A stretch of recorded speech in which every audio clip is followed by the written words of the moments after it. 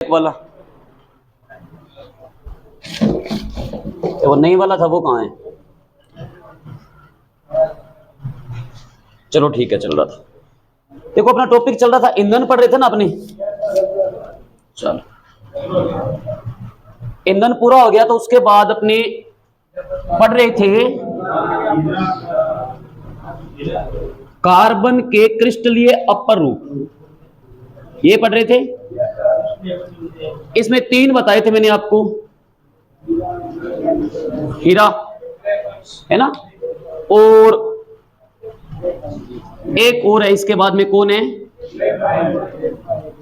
Graphite, उसके बाद है फुलरिन। हीरा आपने पढ़ चुके थे। हीरे के कोई 7, 8, 10 क्वेश्चन बनते हैं। मेन क्या, हीरे में एक कार्बन परमाणु अन्य कितने कार्बन परमाणु संयोजित होता है? हीरे की संरचना, हीरे में कौन सा आबंध पाया जाता है? हीरे में कौन सा आबंध पाया जाता है? सहसंयोजक आबंध, है ना। हीरे का रंग कैसा होता है? कौन से हीरे का? आभूषण बनाने वाले का। और जो हीरा है उसकी शुद्धता किसमें मापी जाती है? कैरेट में। सबको पता, सोना भी वही है, हीरा भी वही है। अब थोड़ा सा हीरे के बारे में और लिख लो, 1-2 लाइनें।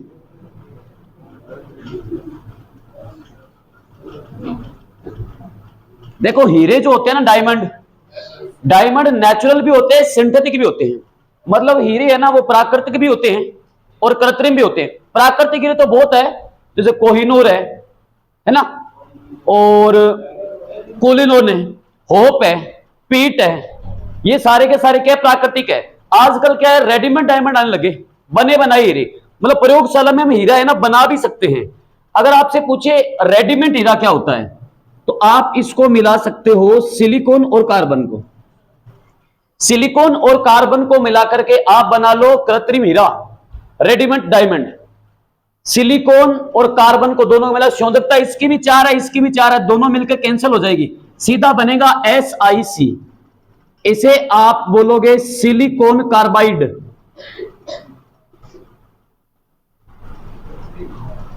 ये कृत्रिम हीरा है। पेपर में पूछ ले कृत्रिम हीरे का रासायनिक सूत्र क्या होता है? SiC।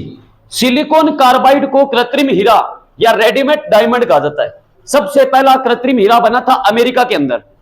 अमेरिका के अंदर एक वास्तुकार था जिसका नाम था मोइसन नाम के वास्तुकार ने 18वीं शताब्दी, लगभग जो अपने सीजन आप देखो 1863, इसके बीच में बनाया गया था कृत्रिम हीरा सबसे पहला। अब मैंने आपको यह भी बताया था हीरे का कोई रंग नहीं होता, फिर भी हमें हीरा कैसा दिखता है? चमकीला। क्यों दिखता है?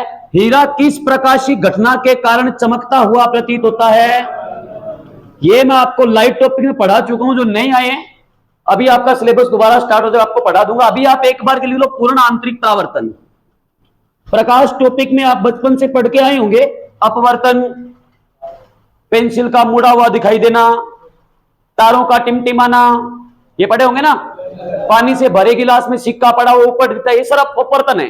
परावर्तन आता है, नाम छाया का बनना हो गया, दर्पण है, ये परावर्तन है। ऐसे घटना है पूर्ण आंतरिक परावर्तन, ठीक है। इंग्लिश में क्या आता है? टोटल इंटरनल रिफ्लेक्शन, TIR के नाम से जानते हैं। पेपर में क्वेश्चन आता है किस प्रकाशीय घटना के कारण हीरा चमकता हुआ प्रतीत होता है? पूर्ण आंतरिक परावर्तन के कारण हीरा चमकता है, बाकी हीरे का रंग होता नहीं है। अब कुछ हीरे काले भी होते हैं, कुछ हीरे काले भी होते हैं, काले रंग के। काले रंग के जो हीरे होंगे उनको या तो आप नाम दोगे बोल्ट या नाम दोगे कार्बोनेडो। पेपर में आता है काला हीरा किसे कहते हैं? हीरे के बहुत नाम है, कोहिनूर है, पीट है, होप है, लिग्नाइट, इसके अंदर कोयले के अंदर भी आया था, और लिग्नाइट हीरे की भी क्वालिटी है। बोट भी है, कार्बोनेडो भी है, कार्बोरैंडम भी है, ऐसे बहुत नाम होंगे। पेपर में पूछ देंगे आपसे कि कौन से हीरे काले हीरे होते हैं, किस हीरे को काला हीरा कहते हैं। तो कहने का मतलब कुछ हीरे काले रंग के भी होते हैं। काले हीरों को या तो कहेंगे बोट या कहेंगे कार्बोनेडो हीरा। पर ध्यान रखना, ये जो कृत्रिम हीरा था इसको आप सिलिकॉन कार्बाइड ना बोलो ना, तो आप इसे कार्बोरेंडम भी कह सकते हो। ये फर्क है दोनों में, कार्बोरेंडम। चाहे बोलो सिलिकॉन कार्बाइड, चाहे बोलो कार्बोरेंडम, ध्यान रखना वो कार्बोरेंडम है, ये कार्बोनेडो है, वो रेडीमेड डायमंड है, ये काले हीरे हैं। ये एक दो लाइनें और लिखनी, बाकी हीरा मैंने आपको पढ़ा ही दिया। आज अपने शुरू करेंगे ग्रेफाइट।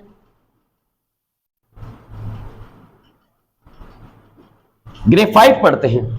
दैनिक जीवन में आपने देखा ही होगा ग्रेफाइट को, पेंसिल के अंदर होता है ना।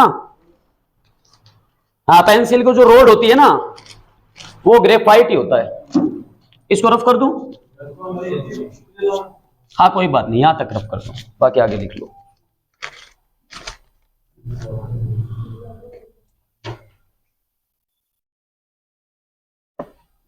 तो हीरा अपना हो गया कंप्लीट। हीरे के अंदर बंद याद रखना सहसंयोजक आबंध है,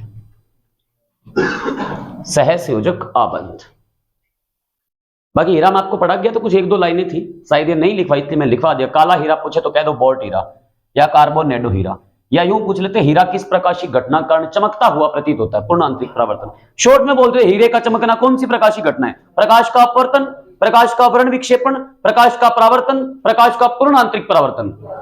तो उत्तर क्या होगा? पूर्ण आंतरिक परावर्तन। या पूछ लेते हैं कि कृत्रिम हीरा किसे कहते हैं, तो बोल देंगे बोट, कोलिलोन, होप, कार्बोरेंडम, कार्बोनेडो। तो कृत्रिम हीरा पूछे तो किसको कहोगे? कार्बोरेंडम। काला पूछे तो कार्बो, ना कहो तो बोट। और कृत्रिम हीरे का सूत्र आपसे पूछे तो याद रखना सिलिकॉन कार्बाइड। आजकल तो बहुत रेडीमेड डायमंड आ रहे हैं। सबसे पहला बना था 1863 के अंदर, अमेरिका वास्तुकार था, मोइशन नाम का था, उसने बनाया था सबसे पहला कृत्रिम हीरा। ये तो नहीं पूछेंगे वैज्ञानिक नाम, तो फिर मैंने आपको बता दिया कि बनाया गया था, अमेरिका ने शुरुआत की थी। ग्रेफाइट जो होता है पेंसिल के अंदर होता है, और नाम मैंने आपको बताया भी था। ग्रेफाइट कहां है? आपकी पेंसिल आती है ना, जो पेंसिल के अंदर ग्रेफाइट होता है। तो पेंसिल क्या काम करती है? पेंसिल को कागज पर रगड़ने से वो काला निशान बना देती है, इसीलिए ग्रेफाइट को काला शीशा भी कहा जाता है। पेपर में पूछे काला शीशा किसे कहते हैं? ग्रेफाइट को। कैसा होता है ग्रेफाइट? ग्रेफाइट होता है कुछ इस प्रकार का। ग्रेफाइट में एक कार्बन परमाणु है ना, वो जुड़ेगा अन्य 3 कार्बन परमाणुओं से, और जुड़ करके आगे बनाता है संरचना, वो होती है षटकोणीय। फिर यहां से फिर एक परत आएगी, ऐसे फिर कार्बन परमाणु जुड़ेंगे, संरचना बनेगी। 6 कार्बन है, 6 पे षटकोणीय, फिर और जुड़ेंगे ऐसे, फिर बनेंगे संरचना षटकोणीय, चलती जाएगी। जितनी लंबी पेंसिल की रोड होगी उतनी ही छड़ें बनती जाएगी। किस प्रकार से? ग्रेफाइट में एक कार्बन परमाणु जुड़ेगा अन्य 3 कार्बन परमाणु से, दिख रहा है? ये एक का बॉन्ड 3 के साथ है, फिर जुड़ करके ये आगे परतें बनाएगा। अब आप सोचो, ये परतें देखो कितनी बन रही है, ये संरचना बन रही है षटकोणीय। 3 त्रिभुज होता है ना, आप उसको कहते हो त्रिकोणीय। चतुर्भुज होता है चतुष्फलकीय, ऐसे पंचकोणीय। पंचकोणीय कुछ यूं बनता है ऐसे, ऐसे ये पंचकोणीय हो गया, 1 2 3 4 5 6 पंचकोणीय। ये हो गया षटकोणीय, ऐसे सप्तम कोणीय, अष्टकोणीय, 9 कोणीय, फिर उसके बाद आएगा दशम, है ना। तो ग्रेफाइट में एक कार्बन परमाणु अन्य 3 कार्बन परमाणुओं से जुड़ करके एक षटकोणीय वलय संरचना का निर्माण करते, ऐसे षटकोणीय वलय बनाते हैं।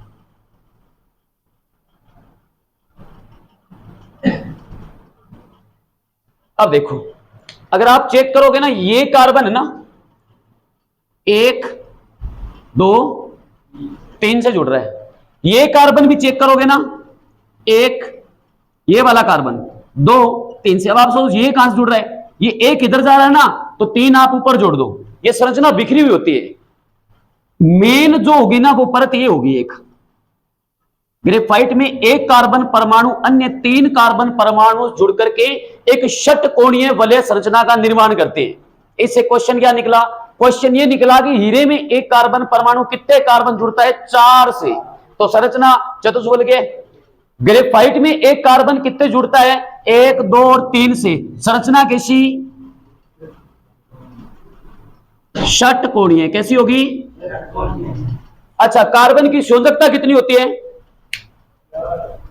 4 होती है। कितनी होती है? यहां पर कार्बन को कितने बंध मिल रहे हैं? 2 ही बनाते हैं, आगे कितनी मर्जी बना लो आप। ये षटकोणीय है। अब देखो यहां पे कुछ यूं आ रहा है, देखो एक चीज और बताता हूं आपको। ये ग्रेफाइट की षटकोणीय परतों के बीच में ना कुछ खाली स्थान है, ये रहा ना यहाँ पे, ऐसे यहां भी डिफरेंस होगा, फिर आगे फिर होगा, ऐसे होगा। इस खाली स्थान को नाम देते अंतराकाश। क्या नाम देंगे? इस अंतराकाश के कारण ग्रेफाइट की परतें ना एक दूसरे पर फिसल सकती है। ये परतें बीच में डिस्टेंस है, ये ऐसे ऐसे करती है ना, ऐसे बीच में दूरी फिसल सकती है। इस फिसलनशील के कारण ग्रेफाइट जो चिकना, और आपको पता है चिकने पदार्थों का उपयोग कहां करते हैं? घर्षण बल को कम करने में करते हैं। जैसे ग्रीस वगैरह लगाते हो, पंखा है लंबे समय से 2 साल से बंद पड़ा है, इसके अंदर सूखापन आ गया, ग्रीस को हिंदी में कहते हैं स्नेहक, और सूखा ग्रीस होगा तो कहेंगे शुष्क स्नेहक, लुब्रिकेट्स। अब इसके अंदर ग्रीस नहीं होगा ना, पंखा चलेगा चीम पी करता रहता है ऐसे। फिर तुम लोग मिस्त्री कहते हो ग्रीस लगा दे पंखा में, या मोटर बढ़ना रही है सेल डाल दे, और वगैरह वगैरह। कारण क्या है? वो परतों के बीच में ना घर्षण है ना बहुत ज्यादा हो गया, तो रगड़ नहीं हो रही, इसलिए वो जो घूम रहा है ना तो मुश्किल पैदा हो रही है इसे घूमने में, इसी को नाम देते घर्षण बल। तो ग्रेफाइट की 2 परतों के बीच में खाली स्थान पाया जाता है, इस खाली स्थान को नाम देते अंतराकाश। इस अंतराकाश के कारण ग्रेफाइट की दोनों परतें एक दूसरे पर फिसल सकती है, और इस फिसलनशील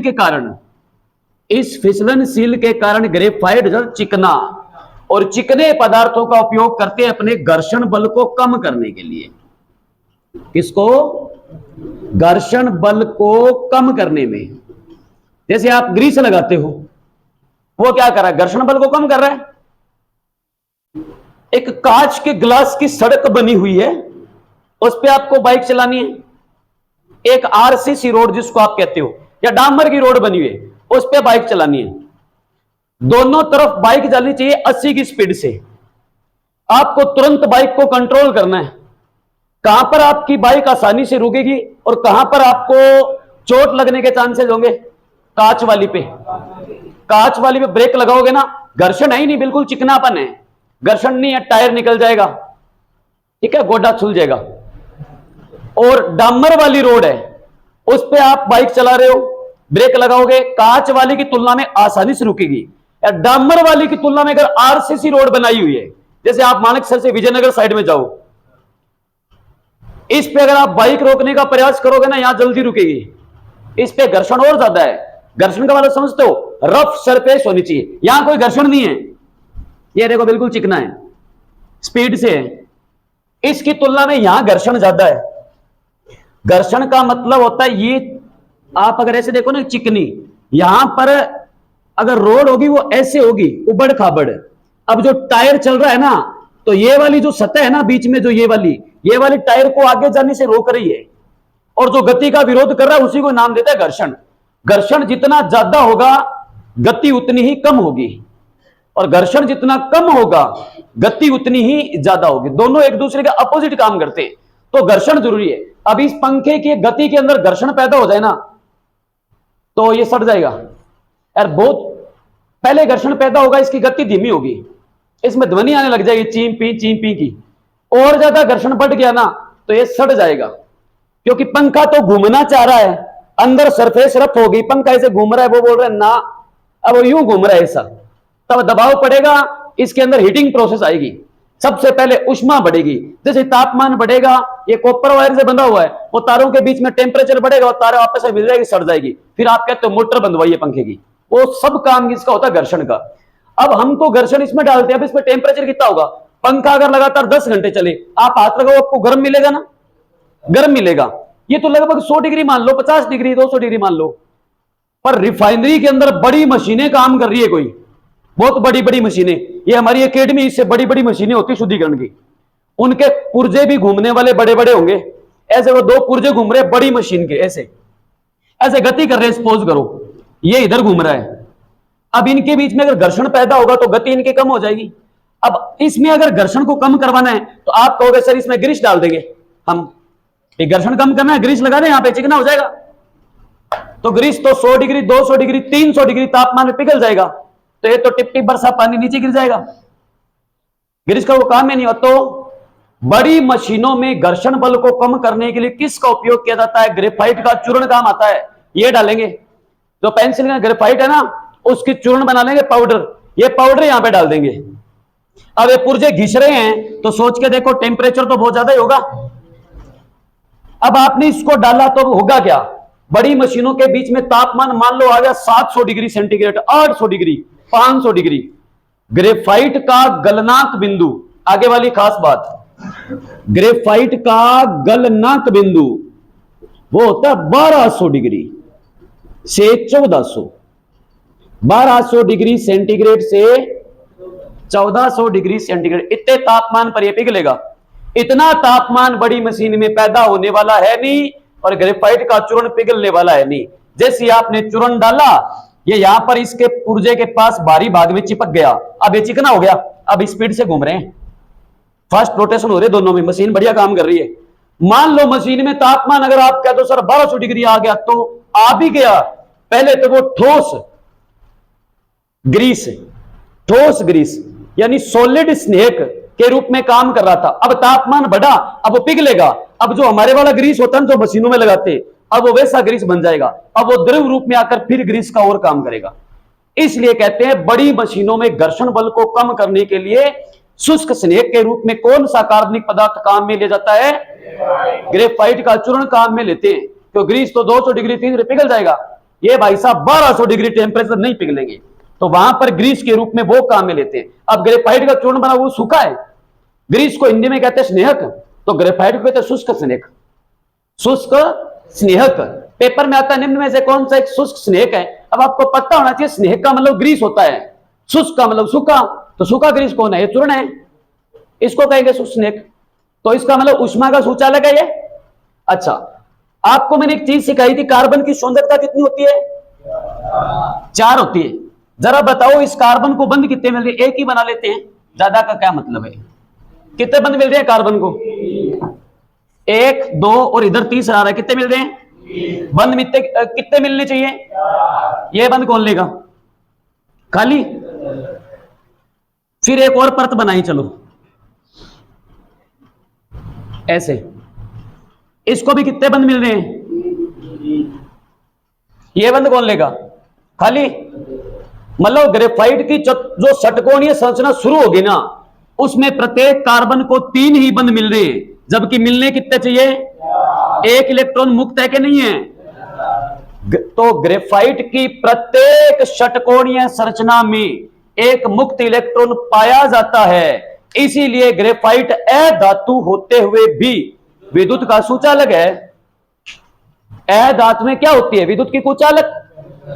अधातु विद्युत की कुचालक। कौन सी अधातु विद्युत की सुचालक है? ग्रेफाइट है। तो ग्रेफाइट में ऐसा क्या है कि 22 अधातु में ये की सुचालक है? कारण है एक एक मुक्त इलेक्ट्रॉन पाई जाती है। और विद्युत धारा का मतलब क्या होता है? मुक्त इलेक्ट्रॉनों का प्रवाह ही विद्युत धारा है। और विद्युत धारा की परिभाषा आपने पढ़ी होगी, आवेश के प्रवाह की दर को विद्युत धारा कहते हैं, ऐसे कहते हो ना। तो आवेश ही तो बह रहा है, कौन सा आवेश है? इलेक्ट्रॉन है। और कौन सा आवेश है? परमाणु में सिखाया था, इलेक्ट्रॉन ऋण आवेश होता है, प्रोटॉन धन आवेश है। तो ये ऋण आवेशों के प्रवाह की दर ही क्या है? विद्युत धारा। जितने इलेक्ट्रॉन मुक्त होंगे उतनी तेजी से धारा बहेगी। तो अगर यहां पर इलेक्ट्रॉन कार्बन जुड़ जाता ना, तो ग्रेफाइट में भी करंट नहीं आता। तो पेपर में पूछ लेते हीरा क्या है? कार्बन। ग्रेफाइट क्या है? कार्बन।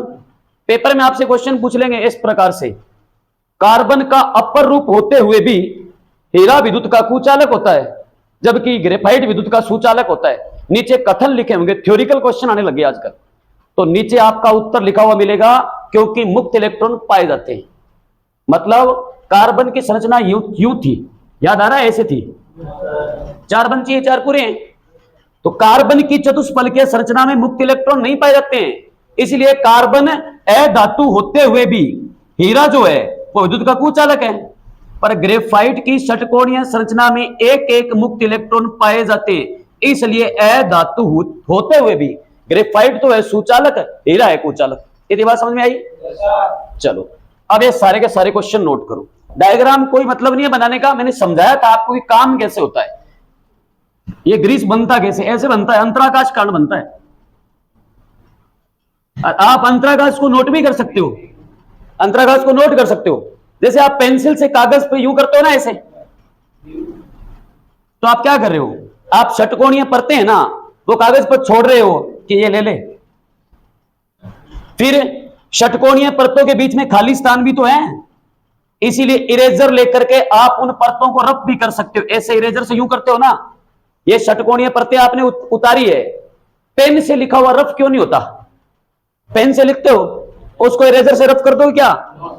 क्योंकि अंतराकाश ही नहीं है, ऐसे हैं परतें, यूं कोई गैप नहीं है, परतें छूटेगी सब ऐसे। ग्रेफाइट में ऐसे हैं, ये गैप है 340 पिकोमीटर का, ये परत छोड़ दी ना, बीच में खाली जगह है, फिर ये परत छूटेगी, फिर ये परत छूटेगी, फिर ये ऐसे ऐसे गैप है। तो इसीलिए ग्रेफाइट की परतों को आप कागज पर छोड़ भी सकते हो, इरेजर से वापस समेट भी सकते हो। जो आप इरेजर से रफ कर रहे हो ना, इरेजर काला होता है, नोटिस करना, वो षटकोणीय परतें ही आती है। इसीलिए पेंसिल से लिखा हुआ रफ हो जाता है, जबकि पेन से लिखा हुआ रफ नहीं होता, क्योंकि पेन की इंक के अंदर जो कार्बन नाइट्रोजन है ना, उनके बीच में बॉन्डिंग है, उनके बीच में अंतराकाश नहीं है, इसलिए पेन से लिखा हुआ रफ नहीं होता। पेंसिल वाला क्यों होता है? गैप है, अंतराकाश है, एक पर छोड़ दी, इरेजर लो, रबड़ रफ कर दो, निकाल दो, नीचे वाली फिर निकाल दो, खाली स्थान है, इसलिए रफ होता है वो, क्योंकि बंद है ना, यहां पर कमजोर होती है, वांडरवाल बंद होती है। अब लिखो सारे क्वेश्चन, मैं लिख रहा हूं, एरो लगा के लिखते जाओ ग्रेफाइट के बारे में। पहले डेफिनेशन लिखो, ग्रेफाइट होता क्या है? आप लिखोगे ग्रेफाइट में एक कार्बन परमाणु अन्य 3 कार्बन परमाणुओं से, अन्य 3 कार्बन परमाणुओं से जुड़कर एक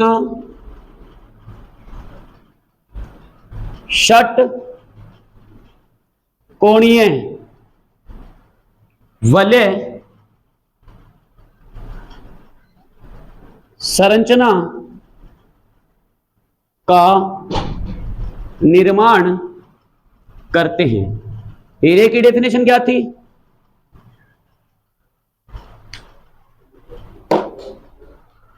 जी बताओगे? हाँ तो बोलो।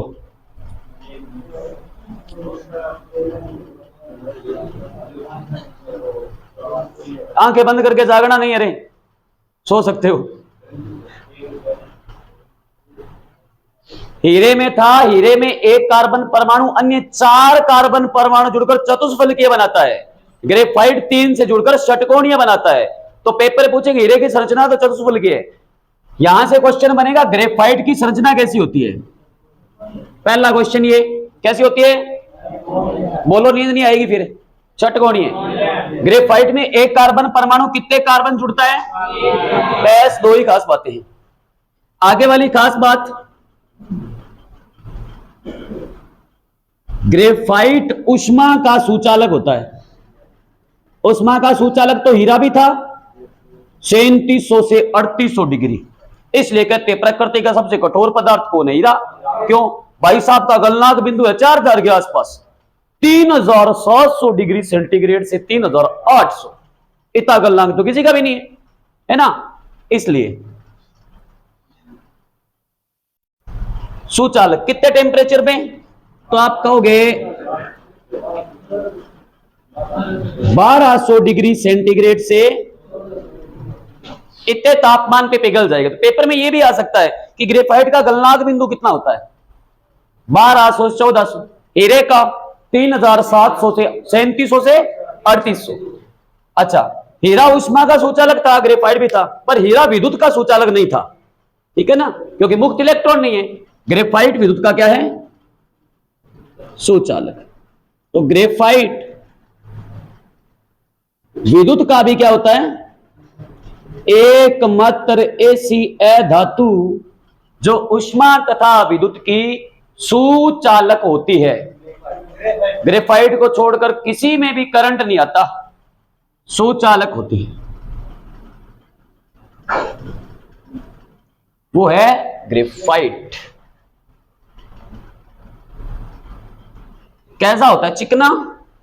क्यों चिकना होता है? अंतराकाश है तो परतें फिसलती है, खाली है तो फिसलेगी एक दूसरे पे से, फिसलेगी तो रगड़नशील कारण क्या हो जाएगा? चिकना। या आपके हाथ आप यूं कई देर तक करते हो, रफ होते हैं ना, गर्म हो जाते हैं, घर्षण ही तो है। गर्मी में आप करते हो ना, सर्दी लग रही है, वो पाला मरा ऐसे करते हो ना, हाथ गर्म हो जाते हैं, वो घर्षण ही तो है। ऐसे यहां पे भी होता है। तो चिकना हो गया तो चिकने पदार्थों को उपयोग कहां करेंगे? घर्षण बल को कम करने में। तो आप लिखोगे बड़ी मशीनों में, बड़ी मशीनों में घर्षण बल को कम करने में, बड़ी मशीनों में घर्षण बल को कम करने में।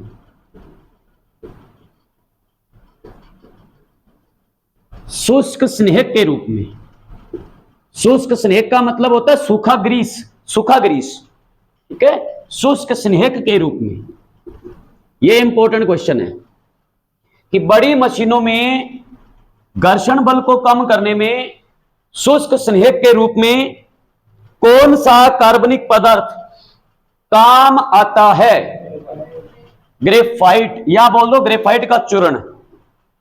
एक और जगह भी काम आता है ये, नाभिकीय रिएक्टर में। नाभिकीय रिएक्टर में मंदक, इंग्लिश में कहते हैं मॉडरेटर, सिखाए भी थे मैंने,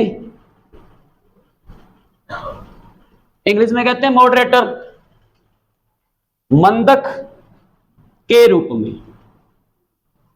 पेपर पूछते हैं नाभिकीय रिएक्टर में मंदक के रूप में कौन काम आता है? ग्रेफाइट का चूर्ण। पेपर में आता है निम्न में से कौन सा एक मॉडरेटर है? ग्रेफाइट का चूर्ण। निम्न में से कौन सा एक मंदक है? ग्रेफाइट का चूर्ण। अब आप सोचोगे मंदक क्या समस्या है? नाभिकीय रिएक्टर मैंने आपको 2-3 बार बताया नाभिकीय रिएक्टर क्या होता है। नाभिकीय रिएक्टर वो ही स्थान होता है जहां पर नाभिकीय विखंडन या नाभिकीय संलयन से संबंधित अभिक्रियाएं चलती है। जैसे परमाणु बम बनाना, एटम बम बनाना, है ना, पटाखे बन रहे हैं, ये सब रेडियो एक्टिव होता है, रेडियो सक्रिय होते हैं। वहां पर टेम्परेचर बहुत ज्यादा होता है। अगर कोई नाभिकीय विखंडन की गतिशील अभिक्रिया है, उस गतिशील अभिक्रिया गति को कम करना है, वो कम करने वाले घटक क्या कहलाएंगे? मंदक या मॉडरेटर। जैसे आड़ू तरीके से आप यूं समझ लो, दैनिक जीवन में मूवी वगैरह में देखा होगा, बम लगा देते हैं, है ना, बम फटने वाला कोई फिल्म चल रही है बढ़िया, है ना, कोई मूवी चल रही है, वहां पे लास्ट में सेकंड आते हैं, 10 सेकंड, 9 सेकंड, फिर तुम लोग यूं देख रहे हो फाट गई होगी, फिर 8 सेकंड, 7 सेकंड, 6 सेकंड, फिर 5, फिर वो सीन ऐसा क्रिएट करते हैं कि 5, फिर तुम लोग भी झुक जाते हो, फिर 5, 3, इन सनी देवला तार काट दी, बच गया बच गया बच गया बच गया। वो मंदक है। जो वो नाभिकीय विखंडन की अभिक्रिया गतिशील सी, ब्लास्ट होने वाला था, बीच में घोचा किसने किया? वो सनी देओल मंदक है वहां पे। उसने नाभिकीय विखंडन की गतिशील अभिक्रिया गति को क्या कर दिया? काम कर दिया। वो नहीं होता, काम खत्म हो जाता। समझ गए मंदक क्या होता है? आड़ू तरीके से ये समझ लो मंदक के रूप में। और कहां पे काम आता है? पेंसिल की कार्बनिक छड़, पेंसिल की कार्बनिक छड़, या सीधा लिख सकते हो पेंसिल बनाने में, पर पेंसिल का बाहर का छिलका अलग होता है, वो वल्कनीकृत रबड़ होता है जो सल्फर से आता है। वल्कनीकरण में कौन काम आता है? सल्फर काम आता है। बचपन में होता था ना, पेंसिल छील करके इकट्ठा किया था, सबने किया होगा। अभी बताओ चाहे ना बताओ, हाँ, दूध के अंदर डालते रबड़ बनाते थे, ठीक है ना। घरड़ा दूध की तो कहता घरे चाहिए ना बनते हो, नहीं काम कर दिया, रबड़ नहीं बनो कभी जिंदगी में नहीं बना। नहर के पास तालाब में छोटे सीप निकाल के लाते थे, कैल्शियम कार्बोनेट, उसको पानी में कोई अलग अलग तरीके छाछ में डालते, शंख बने हो गए। शंख बाज तो सुनो, वो कभी शंख नहीं बने, वो सब कहने की बातें थी, वो सब यही है।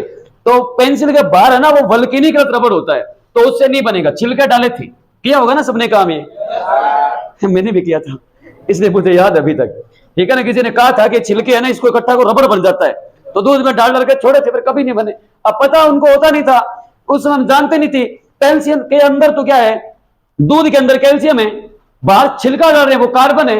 अब कैल्शियम और कार्बन से कृत्रिम हीरा तो बनने से रहा वहां पे कैल्शियम कार्बाइड, पर लोग कहते मान लेते थे, उस टाइम वो टायर चलता था, टायर वाली गाड़ी आती सीधी, चप्पल नहीं छोड़ी किंगी, है ना, देखा होगा ना, सबने किया है ना, मैंने भी किया है। पेंसिल की कार्बनिक छड़ कुटे चढ़ो भी बहुत हो भी कम हम मेरे का कोई कुड़तो मन एम जागण होती ने सारों पहला मैं जानतो कि नई चप्पल कहेंगी टेर बढ़िया किसा कटेगा बे चप्पल लेनी होती 2-3 अरे घर गिलास लियो ईंट ली 3-4 टेर काटा तेरी हम गाली टापो टाप तो थगेर मापे चलता गली में बटे होता था ये, वो बचपन था। पेंसिल की कार्बनिक छड़ किससे निर्मित होती है, या सीधा लिख लो पेंसिल की कार्बनिक छड़ बनाने में पेपर में आता है क्वेश्चन, पेंसिल की कार्बनिक छड़ किससे निर्मित होती है? ग्रेफाइट से होती है। पेंसिल के अंदर रोड है ना बीच वाली, वो ग्रेफाइट है। एक ध्यान रखना, एक क्वेश्चन आया था लेड पेंसिल, एसएससी में आया हुआ है, इसमें लोगों ने गलती कर दी थी। अगर आपसे पूछे, मैं आपसे क्वेश्चन पूछूं, लेड पेंसिल की, लेड का मतलब है सीसा, पीबी प्लम्बम धातु, विद्युत की सबसे कम सुचालक धातु को नहीं सीसा है, लेड है। अगर मैं आपसे यूं पूछूं, जैसे मैंने क्वेश्चन दे दिया, लेड पेंसिल की कार्बनिक छड़ किससे निर्मित होती है, और आपको मैं 4 ऑप्शन दे रहा हूं। पहला दिया टिन से, दूसरा दिया एंटीमनी से, तीसरा मैंने दिया लेड या सीसा, सीसा का मतलब लेड ही है, पीबी प्लम्बम लेड, चौथा दिया मैंने ग्रेफाइट। लेड पेंसिल की कार्बनिक छड़ किससे निर्मित होती है? लेड से कि ग्रेफाइट से कि एंटीमनी से कि टिन से? सीसा, ये गलत है। अपने क्वेश्चन ये नहीं था, क्वेश्चन ये था लेड पेंसिल में लेड की प्रतिशत मात्रा कितनी है। नाम इसका लेड पेंसिल है। आप सोच लो लेड, तो दिमाग में अगर लेड तो होता है सीसा, तो आप कह दो सीसा से बनती है ना। ये पेंसिल कांच पर भी चल जाती है, मार्कर आता है, ये बोर्ड पे चल रहा है ना, रफ भी हो रहा है, परमानेंट मार्कर आता है, लिख दो बोर्ड पे, काम खत्म, रफ नहीं होगा इस पे लिखा हुआ बाद में। लंबे समय तक जल्दी अगर है तो रफ कर भी सकते हो, थोड़ा सा सूख गया रफ नहीं होगा, फिर आपको कॉफी या चाय का उपयोग करना पड़ेगा, क्योंकि अल्केनाइन होता है, उसके अंदर एसिड होता है, अम्ल और क्षार दोनों बिखरे खत्म हो जाएंगे। तो या तो चाय के अंदर गीला करके इस पे मारो, या फिर बढ़िया कॉफी से होता है, कॉफी बनी हुई है, कॉफी में कपड़ा गीला करो, मार दो, क्योंकि अम्ल क्षार अभिक्रिया करके हो जाएंगे संतुलित, खत्म हो जाता है। डॉक्टर आपको दवाई लिख के देगा, वो ऐसे लिख के देता है, ऐसे करके, है ना, या यूं कर देता है। इसका मतलब ये दवाई दिन में 3 बार लेनी, 2 बार, उसके बाद जो मार्कर है वो परमानेंट है, वो रफ नहीं होगा। तो ये पेंसिल कांच पे नहीं चलती। अब कांच पे भी लिखना पड़ता है कभी कभी, कांच पे कहीं लिखना भी पड़ सकता है कि ये पेंसिल कांच पे चल जाती है, इसलिए कठोरता कारण इसको लेड पेंसिल कहते हैं। बनती तो ये भी ग्रेफाइट से ही है। तो उस क्वेश्चन का आंसर था 0%। लेड पेंसिल में लेड की प्रतिशत मात्रा होता ही नहीं है, लेड, कठोरता के कारण नाम इसका लेड पेंसिल है। होती ये भी ग्रेफाइट है, होती ये भी ग्रेफाइट है। तो पेंसिल का कहीं भी जिक्र हो, ग्रेफाइट के अलावा कुछ टिक मत करना, बिना ग्रेफाइट की पेंसिल कोई नहीं बनती, संभव ही नहीं है। तो लेड पेंसिल बनाने में ये भी लिख सकते हो आप, लेड पेंसिल बनाने में। अब आपसे पेपर में पूछे लेड पेंसिल में लेड की प्रतिशत मात्रा कितनी होती है, तो क्या बोलोगे? 0%, लेड होता ही नहीं है। अच्छा, बंद, तो ग्रेफाइट में बंद पाया जाता है, वांडर वाल बंद, और ग्रेफाइट भी निकलता है अवसादी चट्टानों से। तो ग्रेफाइट के अंदर वांडर वाल बंद होता है, और वांडर वाल बंद कमजोर होते हैं, इसलिए आप पेंसिल को यूं करो टूट जाएगी। हीरे के अंदर सहज हो जगह बंद है, जोर लगा लो टूटेगा ही नहीं। चट्टान कांच को फाड़ देगा पर टूटेगा नहीं। तो हीरे के उपयोग क्या है? कांच काटने में, है ना। और क्या बोलोगे? चट्टानों को भेदने में बोल सकते हो। ग्रेफाइट का उपयोग क्या बोलोगे? पेंसिल बनाने में, लेड पेंसिल बनाने में, और घर्षण बल को कम करने में, और मंदक के रूप में ये उपयोग हो गए, क्वेश्चन भी उपयोग भी हो गए। ये था ग्रेफाइट। क्लियर है? चलो ये नोट कर लो, ये था ग्रेफाइट के बारे में। मेन बातें थी, मैंने सारी बता दी आपके लेवल की। रफ कर दो इसको। चलो, अब ग्रेफाइट के बाद 3 नंबर आता है, कौन सा? फुलरीन। कार्बन के क्रिस्टलीय अपर रूप कितने हैं? कौन कौन से? हीरा, ग्रेफाइट और इसमें से प्राकृतिक कौन कौन है? हीरा और कृत्रिम कौन है? तो पेपर में अगर पूछे कार्बन का क्रिस्टलीय अपर रूप जो मानव निर्मित है तो फ्लोरीन, जबकि हीरा और ग्रेफाइट दोनों प्राकृतिक है। ये क्या है? मानव निर्मित। अब देखो ग्रेफाइट से हीरा बनता है, आपको पता है अवसादी चट्टानों से हीरा निकलता है। एक सोचने वाली बात है, को सोच के देखो, रट्टा नहीं मारना है। अवसादी चट्टानों से कोयला बनेगा, वहां से पेट्रोलियम, वहां से ग्रेफाइट, वहां से फ्लोरीन। फर्क क्या है फिर? कैसा बनता? देखो पेट्रोलियम जहां पर है ना द्रव पदार्थ काला काला, उन अवसादी चट्टानों पे ज्यादा अगर दाब पड़ा ना तो वो पेट्रोलियम से कोयला बन जाता है। और कोयले पे और ज्यादा अगर दाब पड़े, उच्च ताप मिले तो ग्रेफाइट बन जाता है। अरे ग्रेफाइट की चट्टानों पर उच्च दाब और ताप पड़े तो ग्रेफाइट और कठोर हो जाता है, फिर बनता है हीरा। तो पेपर में पूछ लेते हैं हीरा किस कार्बनिक संरचना का परिवर्तित रूप है? ग्रेफाइट का है। ग्रेफाइट की चट्टानों पर उच्च दाब और उच्च ताप पड़ने के कारण ग्रेफाइट ही हीरा बनता है। तो ग्रेफाइट अगर धरती पर ना हो ना तो हमें नेचुरल डायमंड भी नहीं मिलेगा, हीरा भी नहीं मिलेगा, निकलते सारे ही अवसाद। फर्क है दाब और ताप का। कहीं ताप कम है, कहीं दाब ज्यादा है, कहीं दाब कम है तो कहीं ताप ज्यादा है, ये फर्क पड़ जाता है। तो ग्रेफाइट से ही हीरा बनता है। लिख लो नोट लगाकर, ग्रेफाइट की परिवर्तित संरचना का रूप ही हीरा होता है। ग्रेफाइट की परिवर्तित संरचना का रूप ही हीरा होता है। ग्रेफाइट की परिवर्तित संरचना का रूप हीरा होता है। परिवर्तित संरचना का रूप हीरा होता है। अब आता है फ्लोरीन। पहली बात, फ्लोरीन क्या है? मानव निर्मित कार्बन का क्रिस्टलीय अपर रूप पूछे तो कौन है? ग्रेफाइट। किसने बनाया? मानव निर्मित बोल रहे हैं, किसी ने बनाया होगा आदमी ने। यह भी अमेरिका का ही था।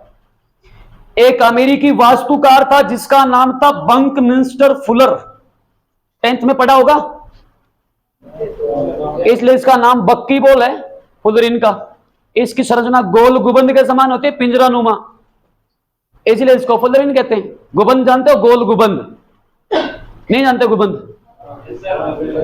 मंदिर हो, नहीं मंदिर, मंदिर के ऊपर बना बागड़े में क्या घूमटी, गोल गोल, जैसे राम जी का मंदिर, रामदेव जी का मंदिर है ना, जो भी मंदिर आप देखते हो ऊपर ऐसे गोल गोल बना होता है, ऐसे गोल गोल। फिर ऊपर जैसे मान ले कोई तांबा का या पित्तल का या कोई से गोल गोल बनाते ऐसे घूमटी हुए भी पर ध्वजा लगी हुए हो नहीं। बागड़ी में घूमटी के वहां हिंदी में कहते गुबंद। हर मंदिर पे होता है छोटा सा बना हुआ, ठीक है, उसको हिंदी में गुबंद कहते हैं। बागड़ी मापा के वहां घूमटी बिल्कुल डेटो को वैसे दिखता है। बक्की बॉल होती है ना, फुटबॉल, गोल डेटो को ऐसे संरचना, इसलिए नाम भी बक्की बॉल है, ठीक है? मोती, मुक्ति, मुक्ति, मुक्ति मुकुट होता है। मंदिर के अंदर कहते हैं ना कि खंडित मूर्ति नहीं रखते, नोटिस किया होगा? जैसे तेजा जी की है, रामदेव जी की कोई मूर्ति लगी हुई है मंदिर के अंदर, मूर्ति लगी है, उसका मतलब कोई घोड़ा है, जैसे रामदेव जी घोड़े के ऊपर बैठे हैं, उसका कान वगैरह मान लो कोई गलती से लग गया कि यहां से, तो उसे खंडित मूर्ति कहते हैं। वो नहीं रखा जाता मंदिर के अंदर। भगवान की फोटो लगी है, ऊपर रामदेव जी के ऊपर कुछ पहनाया है सर पे, वो मुकुट है उनका। मुकुट ही नहीं होता, मुकुट कहते हैं उसको। तेजा जी कहते उसके ऊपर अलग मुकुट लगा होगा। जो अपनी कृष्ण जी की मूर्ति होगी तो अलग एक बांसुरी होगी, अलग सापा टाइप का ऐसे बांधा होता है काना ऊपर, तो वो उनके मुकुट है, वो मुकुट होता है ऊपरी भाग, ठीक है, उसको कहते हैं। घूमटी अलग होता है, मुकुट अलग होता है। जाति जाति कुछ नहीं होता, हमारी जाति टीचर की है, कोई जाति नहीं है। डॉक्टर होता है ना, मैं डॉक्टर होता तो कहता आपकी जाति क्या है? डॉक्टर। अब मुझे जाति क्या है? तो शिक्षक है, ठीक है। तो जिस चीज से बंदे का लगाव होता है ना, जाति वही होती है, बाकी कोई जाति कुछ नहीं होती। जब चुड़ैल से प्यार हो जाए तो परी का क्या करेंगे? समझ रहे हो ना? तो फिर तो ये हमारे लिए ये परी है। अब आप जीके कहते हो, जीके मेरे लिए ना भले परी हो किसी के लिए, पर मेरे लिए चुड़ैल हो, भले लोगों के लिए साइंस चुड़ैल है, तो मेरे लिए तो परी है ना। तो वो डिपेंड उस पर करता है, वो छोड़ो।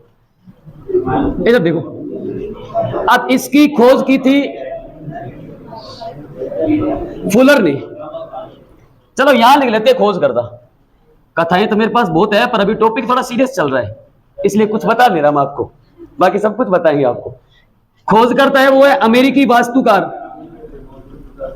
अरे तुम्हारे लिए चुड़ैल है, तुम्हारे ये मैंने इस पे बोला, तुम्हारे लिए साइंस चुड़ैल है भाई। जो साइंस का बंदा वो साइंस अच्छी लगती है, जो साइंस का बैकग्राउंड उसको जीके आता है क्या? नहीं आता ना, तो साइंस उसको बढ़िया लगती है, साइंस उसके लिए परी है। अब जीके मुझे बोलते मेरे लिए तो जीके है ना, बोले तुम लोगों के लिए परी है, पर मेरे लिए समझ से बाहर चुड़ैल ही है। अब तुम लोग ये चुड़ैल है तो मुझे इस चुड़ैल से प्यार है, तुम्हारे उस जीके का मैं क्या करूं? ये था मेरे कहने का मतलब। तुम लोग अलग भावना में खो जाते हो यार, क्या कहीं हो रहे हैं? तो बा भोली वाली सी बात करो, क्या वैसी बटे क्या भूतनी है क्या?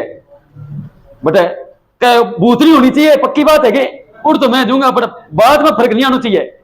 लुगाई ना तो भूतनी सही थे, तो बात सोचो, तो वो नहीं है। मैं सब्जेक्ट की बात करा तुम्हारे हिसाब से, तुम लोग मंदिर भावनाओं पे बह गए ना मंदिर में, इसलिए।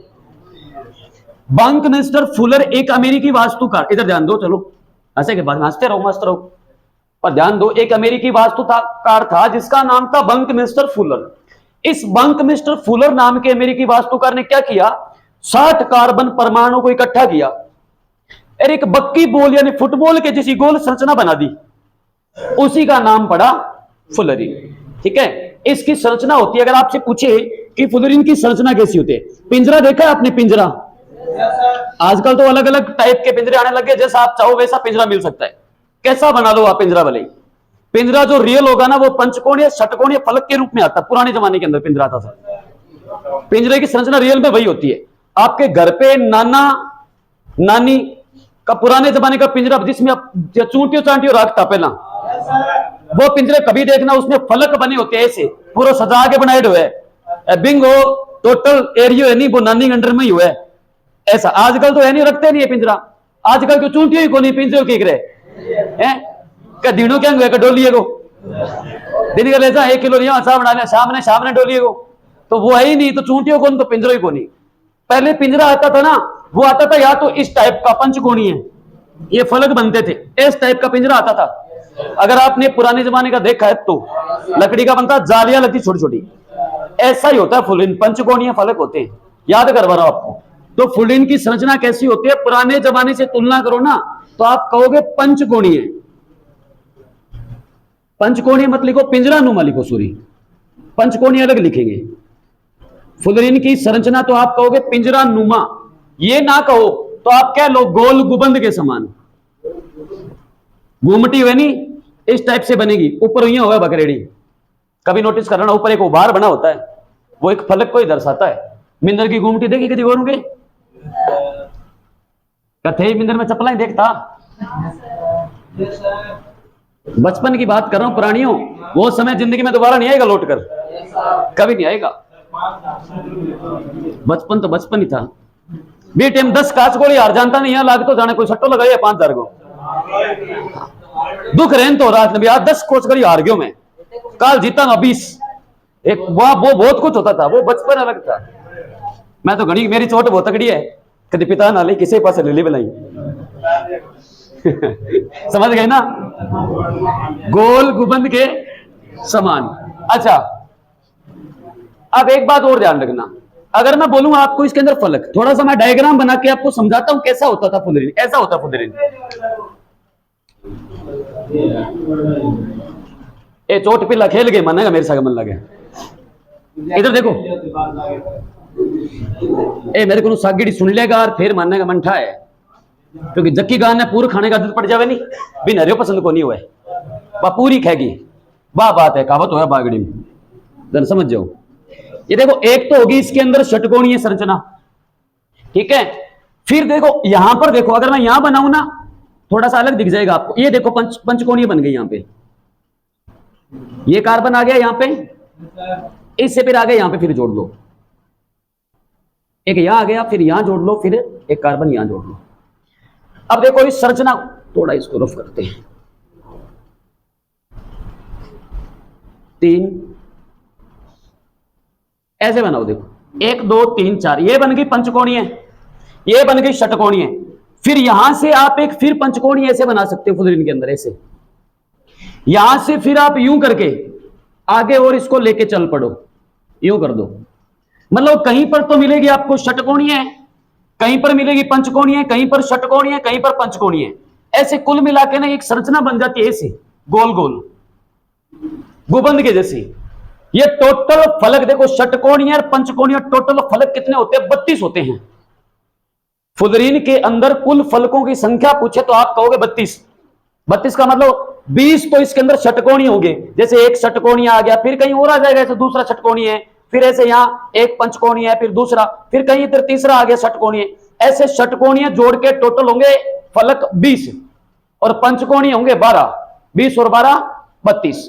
तो पेपर में पूछते हैं फ्लोरीन में कौन से फलक पाए जाते हैं, तो आप कहोगे पंचकोणीय तथा षटकोणीय दोनों। वापस से रिपीट करो शुरू से। हीरे के अंदर चतुष्फलकीय है, ग्रेफाइट में षटकोणीय, फ्लोरीन के अंदर पंचकोणीय और षटकोणीय दोनों हैं, पंचकोणीय तथा षटकोणीय। अच्छा, पंचकोणीय या आगे लिख लो फलक। फलक पंचकोणीय फलक कितने होंगे? 12। षटकोणीय फलक कितने होंगे? 20। टोटल फलक कितने हुए? 32। तो नीचे लिखो कुल फलक, कुल फलक 32। इतनी सी बात ध्यान रखनी है और इसके बारे में आपको कुछ भी ध्यान नहीं रखना है। अब फ्लोरीन विद्युत का क्या होता है? अतिचालक होता है। हीरा कुचालक, ग्रेफाइट सुचालक या अतिचालक। अतिचालक क्या होता है? जिनको अगर वो ठंडे होंगे तो उनमें करंट नहीं आएगा, तापमान बढ़ा दो विद्युत के सुचालक बन जाएंगे। जैसे बैटरी के अंदर आपने एसिड भरा हुआ, 2 महीने से 3 महीने से आपका ट्रैक्टर घर पे खड़ा है, 1.5 साल से 6 महीने से खड़ा है, स्टार्ट नहीं हो रहा, फिर आप एक काम करो, धक्का लगाते हो। गामा हुआ नहीं, धक्को लगा, गाड़ी हुआ बेग गियर लगा, तीसरो लगा, मैं धक्का दे चला रू। एक माँ बैठे रहे कलाकार, वो ना चले जब तक हिंडा ही ले माँ बैठो, थे धक्का मारो लरूंगे, फिर वो गियर डालता छोड़ता है ना। तो वे चालक जो ठंडा होने पर तो उनके अंदर करंट नहीं आएगा, अगर गर्म हुए तो विद्युत के बन जाएंगे सुचालक। कम तापमान पर विद्युत के कुचालक और तापमान बढ़ते ही विद्युत के सुचालक, उनको कहते हैं अतिचालक। क्या कहेंगे? अतिचालक। ये विद्युत का होता है अतिचालक। इतना ही ध्यान रखना है फ्लोरीन के बारे में। ये थे कार्बन के अंदर सारे के सारे भाग अपने हो गए क्लियर। इतना ही ध्यान रखना है। पेपर में क्या पूछेंगे? कार्बन का ऐसा क्रिस्टलीय अपर रूप जो मानव निर्मित होता है। फ्लोरीन की संरचना कैसी होती है? पिंजरा नुमा या फिर फ्लोरीन के खोजकर्ता कौन है? अच्छा, फ्लोरीन में कौन से फलक पाए जाते हैं? कुल फलकों की संख्या। अच्छा, एक चीज और ध्यान रखना, एक और बात ध्यान रखना, हीरे में कार्बन कितने थे? एक कार्बन कितने जुड़ता है? 4 से। ग्रेफाइट में? वाह, शाबाश। मैं यहां पे 4 लिखूं, अगर मैं 20 बोलूंगा थैला रहा ही भरनी है, ठीक है। भेड़ चाल है सारा, मुझे ग्वाली हो ना, बेडा एक लाइन में रखा सिस्टम कारण हुआ वो यहाँ कैसे निन्ना मुड़ने, एक बेड जी ने गई नहीं, वो यहाँ कैसी यहाँ वो कर दिया नहीं बुला के, वे सारी की सारी एक पास से चाल पड़े, वो कारण हुआ। मैं 4 लिख रहा हूं, 3 बोल रहा हूं, तो थे 3 4। हीरे में एक कार्बन जुड़ता है कितने से? ग्रेफाइट में? तो फिर फ्लोरीन के बारे में कुछ होगा ना? फ्लोरीन बोल दो या फ्लोरीन बोल दो। फ्लोरीन में कार्बन होंगे 60 से लेकर 350। ठीक है, लिख लो कार्बन परमाणु की संख्या। फ्लोरीन में कार्बन परमाणु की संख्या, हीरे में 4, ग्रेफाइट में 3, फ्लोरीन में एक कार्बन जुड़ेगा 60 से। तो फ्लोरीन 60 से लेकर के 350 तक चल सकता है। इनमें से सबसे बढ़िया फ्लोरीन C60 है। ये मोस्ट इंपोर्टेंट क्वेश्चन है फ्लोरीन का। 2 ही क्वेश्चन इंपोर्टेंट है, एक तो ये वाला, एक है जो मैं लिख रहा हूं। पेपर में आता है फ्लोरीन का सबसे स्थायी अपर रूप कौन है? C60, C90, C70, C40 ऐसे नाम आएंगे। तो वो फ्लोरीन जिसमें कार्बन परमाणुओं की संख्या 60 है, वो फ्लोरीन का सबसे स्थायी उपर रूप है। रियल में फ्लोरीन इसे ही कहा जाता है, क्योंकि इसी को ही बनाया था बंकमिंस्टर फुलर ने। तो सबसे स्थायी फुलरिन पूछे ना तो बोलेगा ऐसे आएगा C60, C90, C70, C80 ऐसे नाम आएंगे। तो उत्तर क्या होगा? जिस फुलरिन में कार्बन परमाणु 60 है वो फुलरिन का सबसे स्थायी अपर रूप है। ये थे कार्बन के क्रिस्टलीय अपर रूप हीरा ग्रेफाइट फुलरिन। ठीक है, एक और भी आता है, वैसे आपके काम का है नहीं, फिर भी मैं आपको बता दूं, एक और आता है ग्रेफिन। हीरा ग्रेफाइट फुलरिन, एक और आता है ग्रेफिन। ये जो आपकी एलईडी आती है ना, मोबाइल की टच स्क्रीन है ना, ये ग्रेफिन होता है। इतना ध्यान रखना, बाकी आप काम की चीजें नहीं, समझाने के लिए बता रहा हूं होता क्या है। एलईडी आ गया, टच स्क्रीन, जो बन रहा है, जो ग्लास आता है, टोटल सब ग्रेफिन होता है।